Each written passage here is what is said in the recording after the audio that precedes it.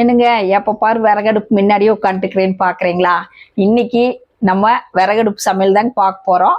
அதாவது இன்னைக்கு பொழுதோட என்ன பண்ணலாம், என்ன டிஃபன் பண்ணலாம் அப்படின்னு நினைச்சிட்டு இருக்கும்போது சரி ராகி ரொட்டி செய்யலாம் அப்படின்னு நினைச்சேன். சரி அந்த ராகி ரொட்டியை ஒரு வீடியோவை எடுத்து போட்டுடலாம் அப்படின்ட்டு தான் இப்போ நல்லா தகன்னு விறகடுப்பு நல்லா பற்ற வச்சுட்டு உங்க முன்னாடி உட்காந்துட்டு இருக்கிறேன். ரொம்ப ஈஸிங்க ராகி ரொட்டி. அது விறகடுப்புல செஞ்சு சாப்பிட்டா இன்னும் அபாரமா சூப்பரா இருக்கும். இப்போ அதாவது எல்லா பொருளும் எடுத்து வச்சிருக்கிறேன். நான் ஒவ்வொன்றா செய்யும் போது என்னென்ன பொருள் என்னென்ன அளவு போடுறேன்னு சொல்றேங்க. அதாவது இந்த ராகி ரொட்டிக்கு எதுவுமே வேண்டாங்க. சும்மாவே ஒரு ரொட்டி 2 ரொட்டி சும்மாவே தின்னு போட்டு தண்ணி குடிச்சிட்டு படுத்துட்டோம்னா வயிறு கும்முன்னு இருக்கு, பசியே ஆகாது. இது அவ்வளவு சத்தானது. ராகியில நிறைய ஐட்டம் எல்லாம் பண்றாங்க. ராகி பக்கோடா, ராகி வடை, ராகி தோசை எல்லாத்துக்குமே தெரியுங்க. ராகி களி அந்த மாதிரி ஐட்டம் எல்லாம். இன்னைக்கு நம்ம அந்த ராகி ரொட்டி எப்படி செய்யலாம்னு பார்க்கலாங்க. இப்ப பாருங்க, அடுப்பத்தை வச்சுட்டேன். 2 விறகு கட்டை வச்சேன். அது பாருங்க நல்லா கொய்யா மரம் சின்னதா இருந்தது, நல்லா காஞ்சி கிடந்தது வெயிலுக்கு. 2 எடுத்து வச்சுட்டேன். ஒரு பக்கத்துல தொட்டியில் மல்ல எடுத்து வச்சிருக்கிறேன். தேர தேர ஒவ்வொன்று போட்டுக்கலான்னு. இப்ப நல்லா அடுப்பு பத்த வச்சாச்சு, நல்லா எரியுது. இப்ப வந்து வடக்கல் வச்சுக்கலாங்க.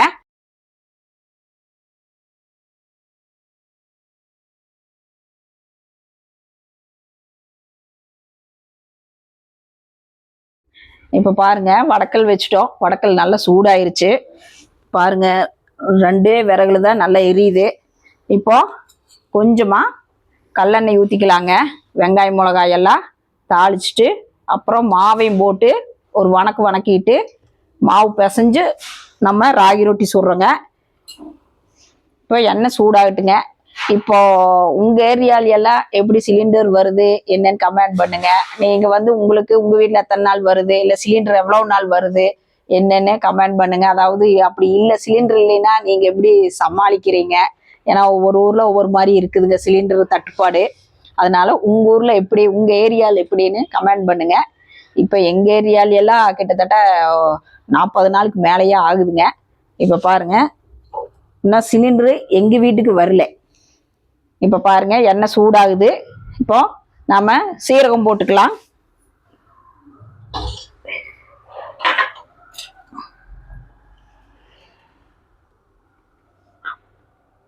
இப்ப பாருங்க எண்ணெய் சூடாயிருச்சு. நம்ம சீரகம் போட்டுக்கலாங்க.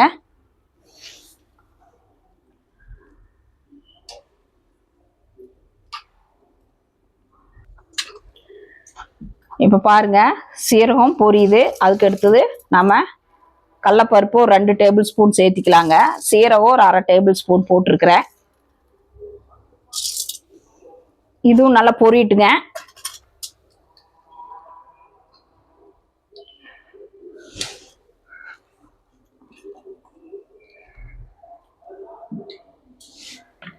இப்போ பாருங்க கடலப்பருப்பு நல்லா பொரியுது. அதாவது நம்ம ராகி ரொட்டி சாப்பிடும்போது இதெல்லாம் வந்து நல்ல கடலைப்பருப்பு, சீரகம், நான் இப்போ பெரிய வெங்காயம் அறுத்து வச்சிருக்கிறேன். அதே மாதிரி வேர்க்கடலை இதெல்லாம் போட்டு செஞ்சோம்னா சாப்பிட்றதுக்கு நல்லா இருக்குங்க. எல்லா சத்துமே அந்த ஒரே ரொட்டியில் இருக்குங்க. இப்போ பாருங்க கடலைப்பருப்பு பொரிஞ்சிருச்சு நல்லா. அதுக்கு அடுத்தது வந்து நான் பெரிய வெங்காயம் 2 அரிஞ்சு வச்சிருக்கிறேன் பொடியா, அதை சேர்த்திக்கலாம்.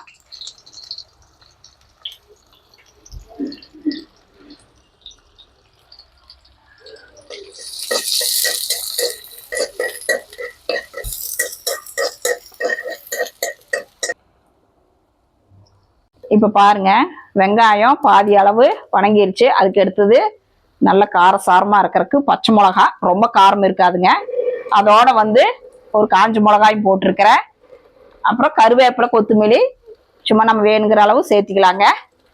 நான் ஒரு 2 பச்சை மிளகா, ஒரு வரமிளகா போட்டிருக்கிறேன். வெங்காய மிளகாயெல்லாம் நல்லா வணங்கிருச்சு. அதுக்கு அடுத்தது வந்து நம்ம வேர்க்கடலை போட்டுக்கலாங்க. இதுக்கு இதையும் ஒரு வணக்கிட்டு நம்ம வந்து முருங்கைக்கீரை ஒரு கைப்பிடி அளவு போட்டுக்கலாம். அதாவது வேர்க்கடலை ஒரு 4 டேபிள் ஸ்பூன் போட்டிருக்கிறேங்க. அதாவது இது வந்து முருங்கைக்கீரை ஒரு கைப்பிடி அளவு.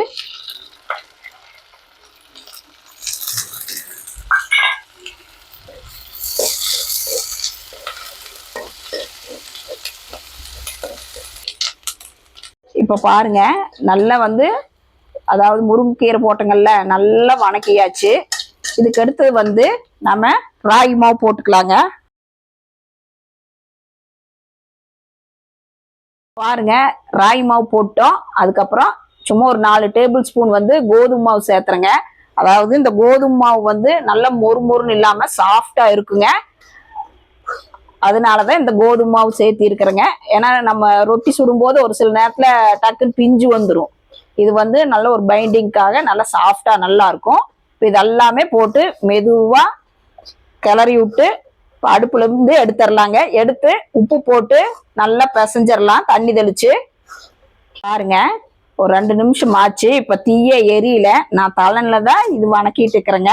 இப்படி நல்லா ஸ்லோவா நல்லா வணக்கும் போது பாத்தீங்கன்னா ராகி ரொட்டி சுட்டோம்னா சாஃப்டா இருக்குங்க. மெது மெதுன்னு இருக்கும்.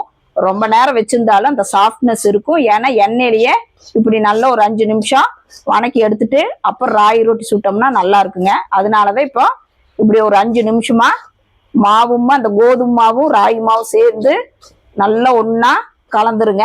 கலந்துட்டு அப்படியே ஒரு 5 நிமிஷமா இப்படியே ஸ்லோலியே வச்சு இது பண்ணுங்க. ஃபாஸ்டா தீ எரிஞ்சதுன்னா அடி பிடிச்சிக்கும். அதனால நான் வந்து தலன்ல தான் வச்சிருக்கிறேங்க.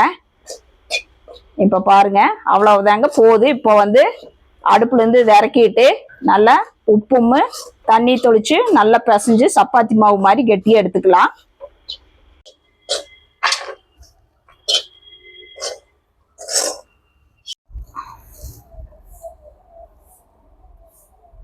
இப்போ வந்துங்க தேவையான அளவு உப்பு போட்டுக்கலாம். உப்பு போட்டு நல்லா கலந்துட்டு கொஞ்சம் கொஞ்சமா தண்ணி தெளிச்சு பிசைஞ்சுக்கலாங்க. இப்ப பாருங்க, இப்படி இதுவே பிடிச்சா எந்த அளவுக்கு இருக்குன்னு பாருங்க. அதாவது நம்ம எண்ணெயில மாவை போட்டு நல்லா வணக்கி எடுத்துங்காட்டி இந்த அளவுக்கு இருக்குது. இப்போ சப்பாத்தி மாவு மாதிரி கொஞ்சம் லூஸா பிசைஞ்சு எடுத்துக்கலாங்க. நான் பிசைஞ்சிட்டு காட்டுறேங்க. கொஞ்சம் கொஞ்சமா தெளிச்சுக்குங்க.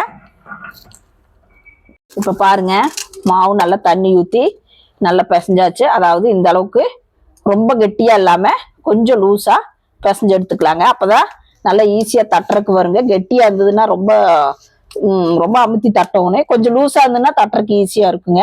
இப்ப பாருங்க, இந்த அளவுக்கு எடுத்துக்கலாம். அடுத்தது வந்து தட்டுறதுக்கு வாழை இலை எடுத்துக்கலாங்க.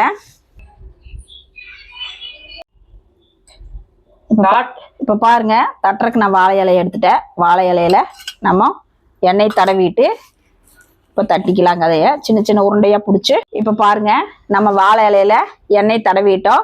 இப்போ வந்து நான் இவ்வளோ பெருசா சைஸ்ல எடுத்துருக்கிறேங்க. நீங்க வேணுனாலும் சின்ன சைஸ் எடுத்துக்கலாம்.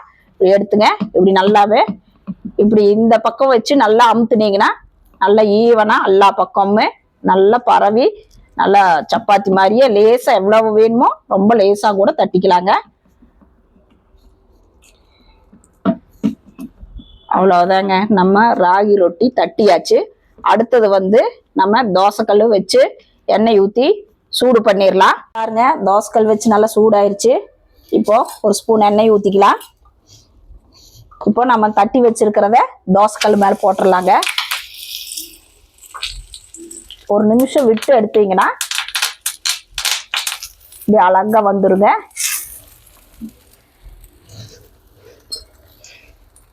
அப்புறம் இது சுத்தியுமே கொஞ்சம் எண்ணெய் ஊத்திக்கலாம்.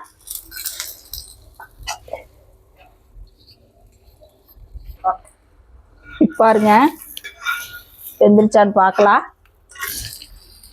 பாருங்க, வெந்துருச்சு. மறுபடியுமே இந்த பக்கம் கொஞ்சம் எண்ணெய் ஊத்திக்கலாங்க. அப்படி அப்பப்போ 2 நிமிஷத்துக்கு ஒருக்கா திருப்பி திருப்பி போட்டு வேக வச்சு எடுத்துக்கலாம். அதாவது சிம்மில் வச்சு வேக வைங்க. கேஸ்ல நீங்க ராகி ரொட்டி சுடுறதா இருந்தா. இதுலயும் வந்து நான் அடுப்பு கம்மியா தான் வச்சிருக்கேன், இல்லாட்டி கறி போயிரும்.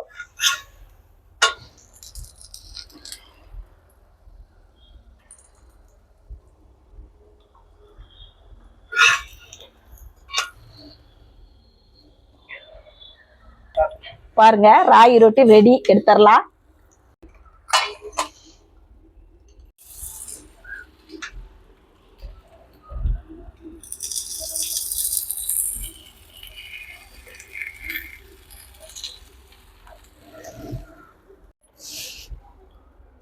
இப்போ பாருங்க, ராகி ரொட்டி ஈஸியா நம்ம அடுப்புல செஞ்சோம். நீங்களும் இதே அளவுகளோட கேஸ் அடுப்புல செய்யறதா இருந்தா செய்யுங்க.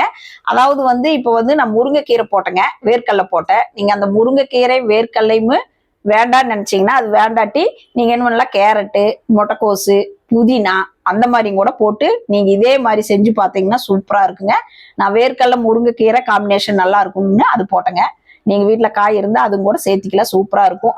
அதோட குடமிளகாய் இருந்ததுனாலும் கூட நீங்க பொடி பொடியா வெட்டி போட்டு சேர்த்துனீங்க, சூப்பரா இருக்கும்.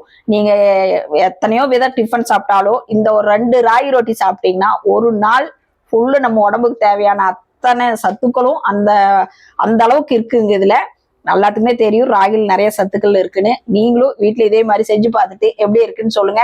இந்த வீடியோ பிடிச்சிருந்தா லைக் பண்ணுங்க, ஷேர் பண்ணுங்க, சப்ஸ்கிரைப் பண்ணுங்க. நாங்க வீட்லயே சுத்தமான முறைப்படி ஸ்வீட்டு, ஸ்நாக்ஸ், மசாலா ஐட்டம் எல்லாமே பண்றோம். யாராவது வேணும்னா எங்களை கான்டாக்ட் பண்ணுங்க. என் பேர் மனோன்மணி, கவுண்டம்பாளையம், கோயம்புத்தூர்.